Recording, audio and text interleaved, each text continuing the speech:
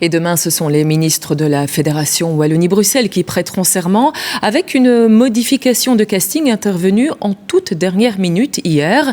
Dans la présentation initiale, il y avait 4 ministres. 4 femmes, pas un seul homme.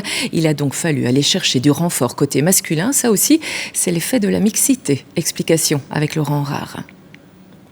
Elisabeth de Grise et Valérie Lescrenier pour les engagés. Valérie Glatini et Jacqueline Galland pour le MR.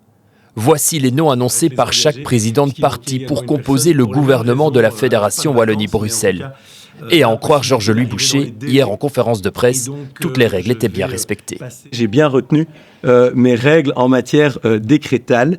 Mais quelques minutes plus tard, son porte-parole vient l'interrompre. Un petit mot à l'oreille. Le président du MR semble surpris. Quelques secondes d'hésitation, puis il lance.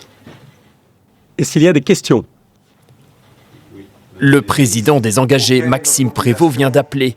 Il constate qu'avec le casting du MR, il n'y a que des femmes ministres à la Fédération Wallonie-Bruxelles, ce qui pose un sérieux problème juridique. C'est en contradiction avec la Constitution, depuis 2002, qui prévoit la mixité, parce qu'en fait, il y avait tout le temps des hommes, et donc c'est pour introduire des femmes, pour être forcé à introduire des femmes dans les gouvernements que l'on a adopté cette modification de la Constitution en 2002.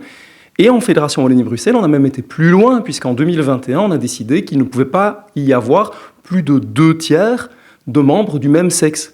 Et donc, il fallait au minimum 1/3 d'hommes. Pour résoudre ce couac, des compétences de la Fédération sont confiées à 2 hommes du gouvernement wallon, Adrien Dolimon et Yves Copiters, désormais des ministres à double casquette. 2 hommes aux côtés des 4 femmes ministres de la Fédération, le quota est respecté.